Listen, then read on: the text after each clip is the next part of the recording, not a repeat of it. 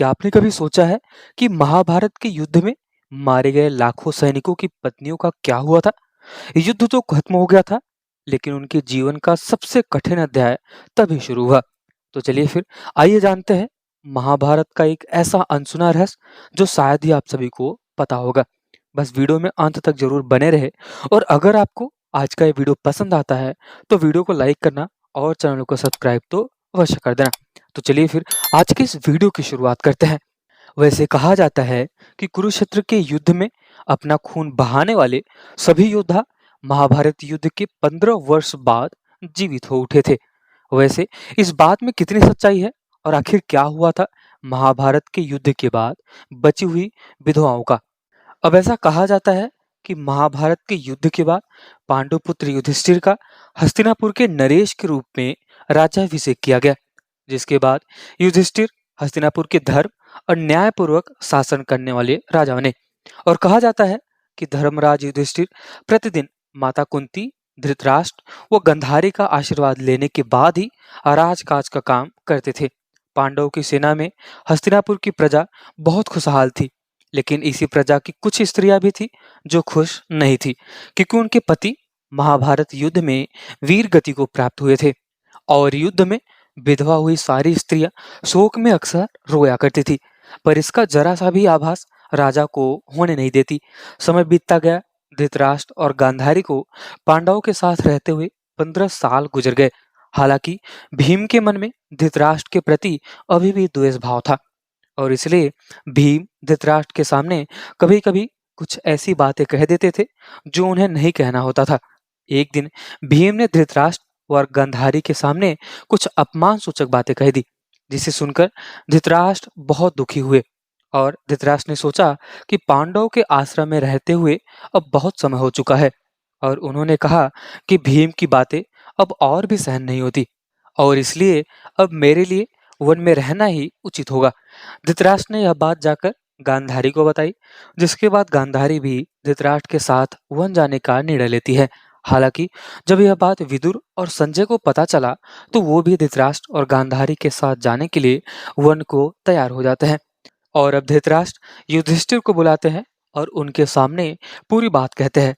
पहले तो युधिष्ठिर को बहुत दुख हुआ, लेकिन बाद में महर्षि वेदव्यास के कहने पर युधिष्ठिर मान गए। जब युधिष्ठिर को पता चला कि धृतराष्ट्र और गांधारी के साथ विदुर और संजय भी वन जा रहे हैं, तो उनका दुख और बढ़ गया। धृतराष्ट्र युधिष्ठिर को बताते हैं कि वे कार्तिक मास की पूर्णिमा को वन के लिए यात्रा करेंगे। वन जाने से पहले धृतराष्ट्र ने अपने पुत्रों व अन्य परिजनों के श्राद्ध के लिए युधिष्ठिर से कुछ धन मांगा, और तब धृतराष्ट्र को बहुत सा धन देकर श्राद्ध कर्म संपूर्ण करवाया। और तब समय पर धृतराष्ट्र, गांधारी, विदुर और संजय ने वन यात्रा प्रारंभ की। इन सभी को वन जाता देख पांडवों की माता कुंती ने भी वन में निवास करने का निश्चय किया। हालांकि पांडवों ने उन्हें समझाने का बहुत प्रयास किया, लेकिन कुंती भी धृतराष्ट्र और गांधारी के साथ वन चली गई। राजधानी में रहकर या फिर राजधानी से निकलने के बाद धृतराष्ट्र आदि ने पहली रात गंगा नदी के तट पर बिताई। कुछ दिन वहां रुकने के बाद धृतराष्ट्र, गांधारी, कुंती, विदुर व संजय कुरुक्षेत्र आ गए। यहाँ पर उन्होंने महर्षि वेदव्यास के निवास की दीक्षा ली और सभी वन में रहर्षि सतयुग के आश्रम में निवास किया, जो कि वेकय देश के पूर्व राजा थे। वन में रहते हुए धृतराष्ट्र घोर तपस्या में लीन हो गए थे, और कहा जाता है कि धृतराष्ट्र का तप इतना कठोर हो गया था कि उनके शरीर का मांस सूख गया था और शरीर पर महर्षियों की तरह जटाएं आ गई थी।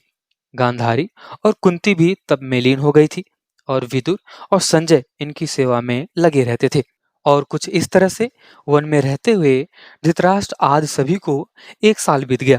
और उधर हस्तिनापुर में एक दिन पांडवों में सबसे छोटे यानी कि सहदेव के मन में यह बात आई कि वन में रह रहे अपने परिजनों को देखा जाए और उनका आशीर्वाद लिया जाए।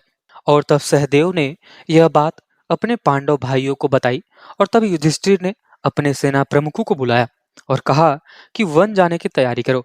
हम अपने भाइयों और परिजनों के साथ वन में रह रहे महाराज धृतराष्ट्र, माता कुंती, माता गांधारी आदि के दर्शन करेंगे। और तब इस प्रकार पांडवों ने अपने पूरे परिवार के साथ वन जाने की यात्रा प्रारंभ की। पांडवों के साथ वे नगरवासी भी गए जो धृतराष्ट्र आदि के दर्शन करना चाहते थे, और उनमें से वो सभी विधवा महिलाएं भी थी जिनके पति महाभारत के युद्ध में मारे गए थे। पांडव अपनी सेना और प्रजा के साथ चलते चलते उस स्थान पर आ गए जहां धृतराष्ट्र, गांधारी, कुंती, विदुर जी रहते थे। तब युधिष्ठिर ने देखा तो वो बहुत प्रसन्न हुए, लेकिन मुनियों के वेश में अपने परिजनों को देखकर वो दुखी भी हुए। गांधारी, धृतराष्ट्र, कुंती भी अपने पुत्रों और परिजनों को देखकर बहुत प्रसन्न हुए। लेकिन जब युधिष्ठिर को वहां विदुर जी कहीं नहीं दिखाई दिए, तो युधिष्ठिर ने धृतराष्ट्र से उनके बारे में पूछा।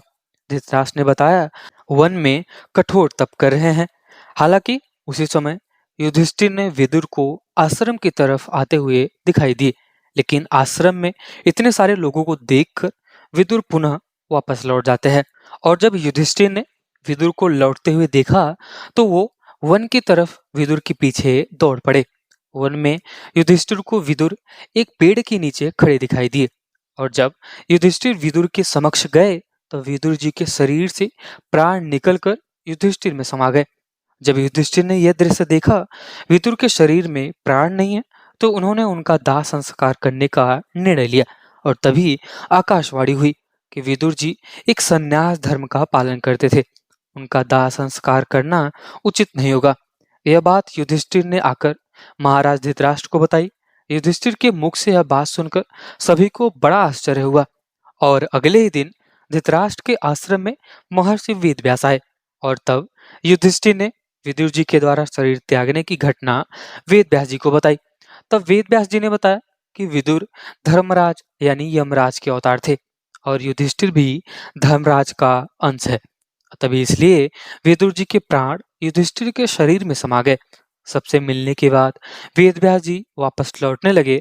तब उन्होंने सोचा कि धृतराष्ट्र व गांधारी सहित सभी हस्तिनापुर के वासी युद्ध में इतने दिनों बाद अपने उन बंधुओं और घर वालों के शोक में डूबे हुए हैं जिन्होंने महाभारत युद्ध में वीर गति को प्राप्त हुए थे।